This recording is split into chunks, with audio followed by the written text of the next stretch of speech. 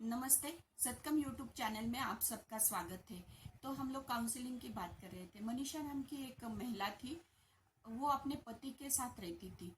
एक ही घर में जॉइंट फैमिली थी। वही घर में देवरानी और उनके दो बच्चे, ये दोनों के दो बच्चे और सास ससुर, इतने लोग रहते थे। और एक जगह पे हम लोग काउंसलिंग की बातें कर रहे थे महिलाओं से। तो उसने मुझे बुलाया और बोला कि मुझे कुछ तो कॉन्फिडेंशियल बात आपसे करनी है। मैं तो मॉब में मैं नहीं बोल सकती, सबके सामने नहीं बोल सकती हूँ। तो कुछ बातें ऐसी हैं कि जो आपके साथ हम लोग शेयर करना चाहते हैं। तो हमने बोला कि बोलो। एक साइड पे लेके गए उसको और बोलो, तो भी वो बोल नहीं पा रही थी। तो उसने बोला कि मैडम आप हमारे घर चलिए, फिर हम लोग बात करते हैं। तो थोड़ा सा टाइम था, इसलिए छोटा सा गांव था वो, तो हम लोग गए उनके घर में। तो बाद में उधर भी वो कुछ सामने, सबके सामने कुछ नहीं बोल रही थी। फिर एक जगह पे उसने एक कमरे में मुझे लेके गई और बोली कि मैडम हमारा थोड़ा सा इशू चल रहा है। तो मैंने बोला क्या चल रहा है, इशू मीन्स क्या? तो बोले कि मेरे पति हैं, हम लोग एक दूसरे से बहुत प्यार करते हैं, हम लोग बहुत समझदार भी हैं। हम हमारे में झगड़ा होता नहीं है, लेकिन मेरे पति जो है वो हमेशा बहुत क्रोधित रहते हैं, बहुत ज़्यादा टेंशन में भी रहते हैं। और हमारा ना बोले और चुप हो गई। बाद में चुप हो गई। तो हमने फिर बोला कि आप बोलिए, बेझिझक बोलिए। आप क्या क्या आप हमारे से क्या चाहते हैं और आपको क्या प्रॉब्लम है? तो बोले कि हमारा जो मियाँ बीबी का रिलेशन होता है वो अच्छा नहीं है। तो वो बोल नहीं पा रही थी, उसको समझ में नहीं आ रहा था कि कैसे शब्द में यूज करूँ। मीन्स उसको बोलना था कि we are not satisfied in sexual life, इतना ही बोलना था उसको। लेकिन उसको मालूम ही नहीं है कि कैसे वर्ड्स बोला जाता है, ये शब्द कैसे बोले जाते हैं। तो फिर बोले कि हमारे बेडरूम में आप आइए, फिर मैं सब बातें बताती हूँ। तो हम गए वो बेडरूम में। और जाते ही जैसे ही हमने बेडरूम में एंट्री की, तो एकदम गहरी सी खुशबू आई हमें, अगरबत्ती वाली। बहुत गहरी थी वो, बहुत वेरी डार्क इसेंस अगरबत्ती का। तो वो हमें आया। तो थोड़ी देर में ऐसे लगा कि बहुत सर दर्द हो रहा है, जिससे करके इमोशंस आने लगे थे। इतना ज़्यादा डार्क वो खुशबू आ रही थी। तो हमने आजू बाजू देखा, थोड़ा सा ऑब्जर्वेशन किया। तो वहाँ पे बेडरूम का माहौल कैसे था वो मैं आप लोगों को बताना चाहती हूँ कि बेडरूम में बहुत सारी अलमारियाँ थी। और वो लोहे की अलमारियाँ थी, जैसे पुराने ज़माने में रहती थी ना, वैसे लोहे की अलमारी थी। और वो सभी अलमारियों को शीशे थे। और जैसे हम बेड पे बैठे, तो हमारी जो प्रतिबिंब बोलते हैं, रिफ्लेक्शन बोलते हैं, तो वो पूरे सब आईने में दिखते थे। तो ऐसे टाइप का उनका सेटअप था। फिर हमने बाजू एक दीवार पे देखा, तो बहुत सारी भगवान की तस्वीरें लगाई हुई थी। और फूलों की मालाएं उन पे चढ़ाई गई थी, वो था। फिर अलमारियाँ थी, भगवान की तस्वीरें, फूल फूल वाली तस्वीरें थी। फिर अगरबत्ती लगी हुई है, और एक दो नहीं, 10-10 अगरबत्तियाँ लगाई हुई थी कि डार्क स्मेल आ रहा था एकदम। तो खुशबू आ रही थी बहुत ज़्यादा गहरी। तो वो था। और एक जगह पे एक प्लास्टिक वाला बड़ा सा डिब्बा रखा था। और वो डिब्बे में जैसे कॉइन बॉक्स रहता है ना, अपने सिक्के डालते हैं छोटे बच्चे, तो वैसे वाला बड़ा सा डिब्बा रखा था वहाँ पे। तो ये सब देख के हमें समझा कि ये अनईजी एनवायरनमेंट है, हमें अच्छा नहीं लग रहा है ये एनवायरनमेंट में।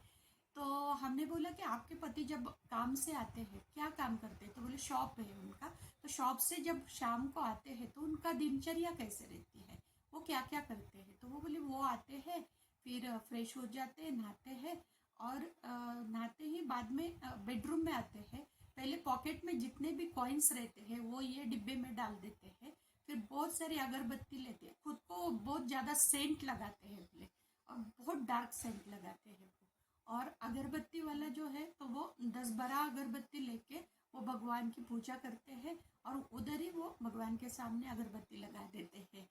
और फिर क्या करते हैं, तो फिर टीवी देखते हैं, मोबाइल पे रहते हैं। फिर हम लोग खाना खा के सो जाते हैं, इतना ही उनका रहता है।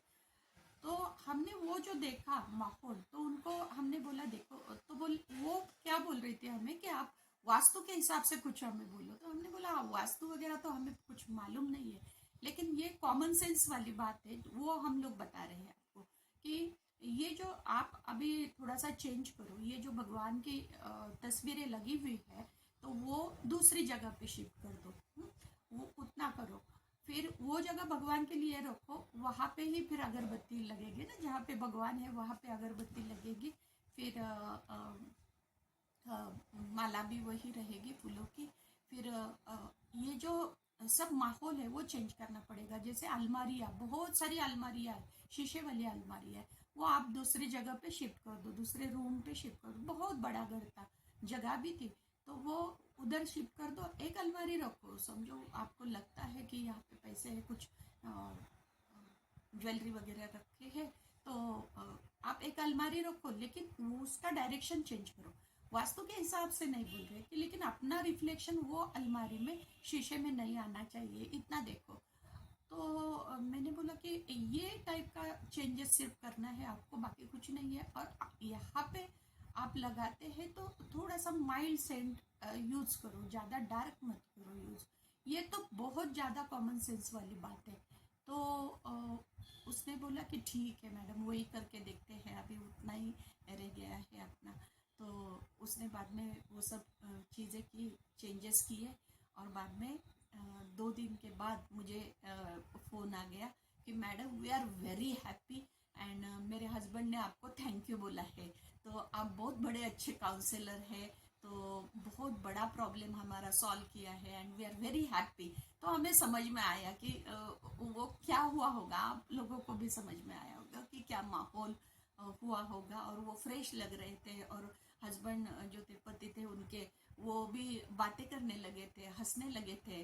और ऐसे टाइप का उनका बिहेवियरल चेंज जिसको बोलते हैं, कि स्वभाव में बदलाव दिख रहा था सबको, और सबको लगता था कि क्या मैजिक हो गया, और वो मुझे क्रेडिट दे रहे थे। तो हमने बोला कि ये काउंसलिंग वाली बात नहीं है, ये जो बात है ये तो कॉमन सेंस वाली बात है। लेकिन हमें मालूम नहीं है, मुझे तो ऐसे लगा उस टाइम कि ये टेलीविजन देख रहे हैं, मोबाइल देख रहे हैं, अपना काम में बिजी है, तो इतने बिजी सब मीडियाज में बिजी है, तो इतने सारे मीडियाज यूज कर रहे हैं, इसलिए इनके दिमाग में ये चीज आई क्या नहीं, इनका कम्युनिकेशन इतना ज्यादा हुआ भी नहीं होगा हस्बैंड वाइफ का, कि क्यों हो रहा है, इतना सोचने की भी उनकी कैपेसिटी नहीं रही है। तो ऐसे हो सकता है क्या कि ये जितने भी मीडिया है उसकी वजह से हम लोग छोटी छोटी चीजें, कॉमन सेंस वाली चीजें हैं, वो भी सोच नहीं सकते हैं, और दूसरा ही कुछ दिमाग में होता है, और टेंशन टेंशन टेंशन फैमिली का भी बढ़ता है और अपना भी बढ़ता है। तो बाद में वो बहुत ही सुखी फैमिली, हंसती हुई फैमिली